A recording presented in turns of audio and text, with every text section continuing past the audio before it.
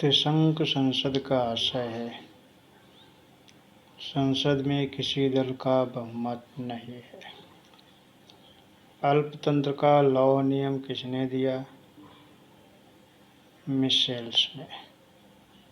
British संसदीय व्यवस्था के संदर्भ में ऐसा कहा जाता है कि संसद पर कैबिनेट या मंत्रिपरिषद का वर्चस्व होता है।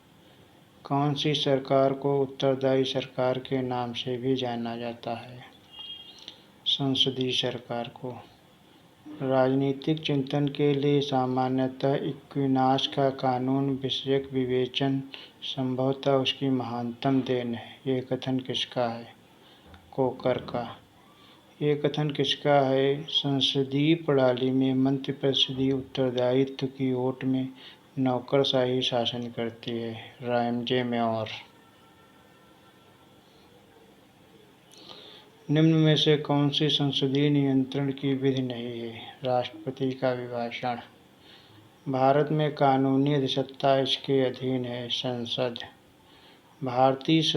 भारतीय राजनीतिक व्यवस्था का स्वरूप निम्न में से कौन सा है?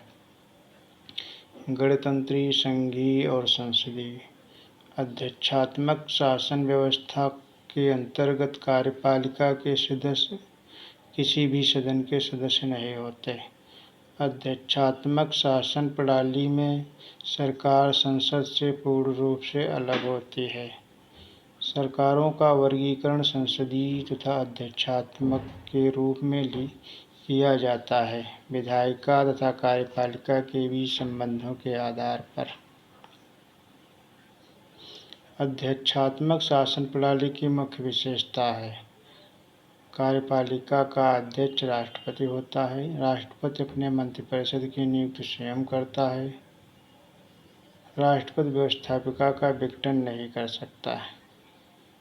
किसने अध्यक्षात्मक शासन प्रणाली का पद सर्वप्रथम प्रयोग किया? वाल्टर बेजहार्ट ने। अध्यक्षात्मक शासन व्यवस्था में राष्ट्रपति व्यवस्थापिका से स्वतंत्र होता है। अध्यक्षात्मक शासन व्यवस्था में राष्ट्रपति प्रधान है, राज्य तथा सरकार दोनों का।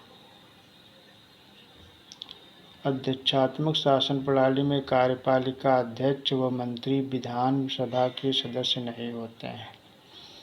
अध्यक्षात्मक शासन प्रणाली में कैबिनेट के सदस्य जिम्मेदार होते हैं राष्ट्रपति के प्रति। संसदात्मक शासन प्रणाली व्यवस्था में कार्यपालिका व्यवस्थापिका के प्रति उत्तरदायी होती है। अध्यक्षात्मक शासन प्रणाली में मंत्रिमंडल कैबिनेट के सदस्य किसके प्रति उत्तरदायी होते हैं? राष्ट्रपति के प्रति। निम्न में से कौन सा वह मुख्य सिद्धांत है जिस पर संसदीय प्रणाली निर्भर है? व्यवस्थापिका के प्रति कार्यपालिका का उत्तरदायित्व। निम्न में से अध्यक्षात्मक सरकार किस देश में है? संयुक्त राज्य अमेरिका। एक संसदीय सरकार में राज्य के प्रधान को नाम मात्र की शक्ति प्राप्त है। संसदीय सरकार किसके अभाव में कार्य नहीं कर सकती है? राजनीतिक दल। संसदात्मक सरकार में कार्यपालिका अपने समस्त कार्यों तथा नीतियों के लिए उत्तरदायी होते हैं विधायिका के प्रति। संघात्मक संविधान का प्रमुख लक्षण क्या है? केंद्र व राज्यों की दोहरी सरकारें। संसदात्मक तथा अध्यक्षात्मक रूप में सरकारों के वर्गीकरण का आधार है विधायिका तथा कार्यपालिका का संबंध।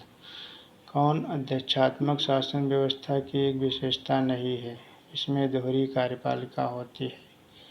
द्विसदनवाद निम्न शासन प्रणाली में से किस एक की अनिवार्य विशिष्टता है? संघात्मक व्यवस्था।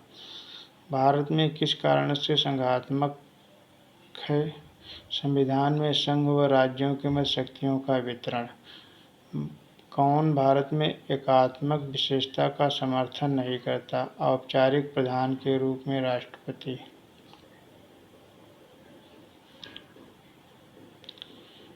यूके एकात्मक राज्य है। शक्तियों का केंद्रीकरण होना एकात्मक व्यवस्था का प्रमुख लक्षण है। फ्रांस अध्यक्षात्मक और संसदीय प्रणाली का सर्वश्रेष्ठ उदाहरण है। किसने कहा कि व्यवस्थापिका जनता की शिकायतों की समिति का कार्य करती है? J.S. मिल। सामूहिक उत्तरदायित्व की विशेषता किस शासन प्रणाली में पाई जाती है? संसदीय शासन प्रणाली में। कानून का सर्वमान्य स्रोत है विधानमंडल। द्विसदनात्मक व्यवस्था वाला देश है भारत। भारत में विधायिका किस देश के नमूने पर निर्मित की गई है? ब्रिटेन। संसदीय सरकार का सबसे महत्वपूर्ण लक्षण है कार्यपालिका का विधायिका के प्रति सामूहिक उत्तरदायित्व। भारत एक गणतंत्रात्मक राज्य है क्योंकि इसके राज्याध्यक्ष का निर्वाचन किया जाता है। कार्यपालिका के नामधारी अध्यक्ष सर्वोत्तम उदाहरण है इंग्लैंड। स्विट्जरलैंड में बहुल कार्यपालिका है। संसदीय शासन में कार्यपालिका किसके प्रति उत्तरदायी होती है? संसद के निचले सदन के प्रति। कार्यपालिका का प्रमुख कार्य है प्रशासन को चलाना। संसदीय सरकार में कार्यपालिका की वास्तविक शक्तियां किसमें निहित होती हैं? मंत्रिपरिषद में। शक्तियों के पृथक्करण के सिद्धांत का प्रवर्तक है मॉन्टेस्क्यू। निम्न में से कौन सा पद केवल संसदात्मक शासन प्रणाली में ही पाया जाता है? प्रधानमंत्री। सत्ता का विलय एक विशेषता है संसदीय सरकार की। शून्य आधार बजट की प्रक्रिया को कब से लोकप्रियता प्राप्त है? जिमी कार्टर द्वारा जॉर्जिया के बजट के द्वारा। संसदात्मक शासन प्रणाली में वैधानिक संपर्क कौन होता है? संसद। कार्यपालिका का प्रमुख कार्य क्या है? कानून को लागू करना। लोक प्रशासन पर संसदीय नियंत्रण के लिए कौन सा तरीका उपयुक्त नहीं है? सदन से बहिर्गमन। भारतीय न्याय प्रणाली आधारित है अमेरिका की प्रणाली पर। न्याय पंचायत कार्य करती है कुछ राज्यों और कुछ संघ राज्य क्षेत्रों में। जब भारतीय न्यायिक व्यवस्था में लोकहितवाद आया तब भारत के मुख्य न्यायमूर्ति कौन थे? P.N. भगवती। जनहितवाद की माता के नाम से कौन जाना जाता है? पुष्पा कपिला हिंगोरानी।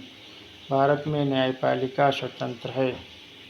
संघीय व्यवस्था में किस संस्था को संविधान का संतुलन चक्र माना जाता है? न्यायपालिका को। निम्न में से किस देश में न्यायिक पुनरावलोकन की व्यवस्था नहीं है? इंग्लैंड। भारतीय संविधान में कुल कितनी अनुसूचियां हैं? वर्तमान समय में 12 अनुसूचियां हैं। कौन सा भारतीय संविधान की पहली अनुसूची का प्रावधान नहीं है? नागरिकता। भारतीय संघ में एक नया राज्य सम्मिलित किया जाना है तो संविधान की किस अनुसूची में संशोधन करना आवश्यक होता है? प्रथम अनुसूची। भारतीय संविधान की कौन सी अनुसूची राज्यसभा में स्थानों के आवंटन से संबंधित है? चौथी अनुसूची। संविधान की छठी अनुसूची में दी गई स्वायत्त जिला परिषद उत्तर पूर्व भारत के किस राज्य में लागू नहीं होती? नागालैंड। एक विषय को समवर्ती सूची में शामिल किया जाता है जब इस पर कानून पास किया जा सकता है केंद्रीय और राज्य सरकार द्वारा।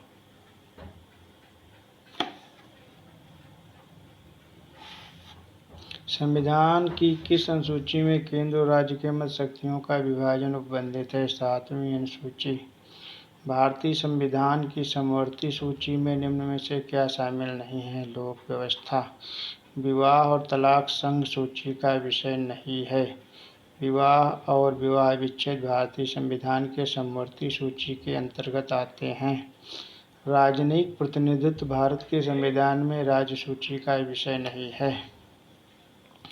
राज्य सूची के विषय हैं पुलिस, सार्वजनिक व्यवस्था, मनोरंजन। संघ सूची केंद्रीय सेवाएं हैं। समवर्ती सूची शिक्षा है।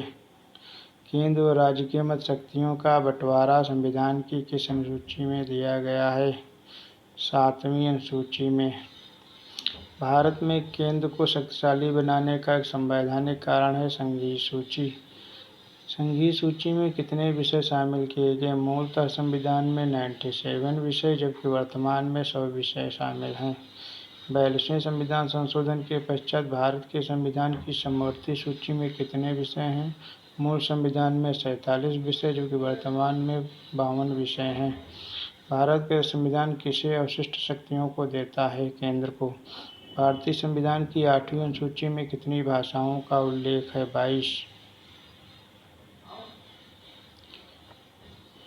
8वीं अनुसूची में शामिल भाषाएं असमिया, बंगाली, गुजराती, हिंदी, कन्नड़, कश्मीरी, कोंकणी, मणिपुरी, मलयालम, मराठी, नेपाली, उड़िया, पंजाबी, संस्कृत, सिंधी, तमिल, तेलुगु, उर्दू, बोडो, डोगरी, संथाली और मैथिली।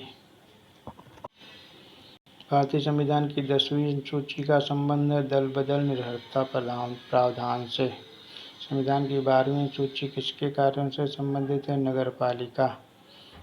भारत के संविधान की विशेषता है अंशतः कठोर और अंशतः लचीला।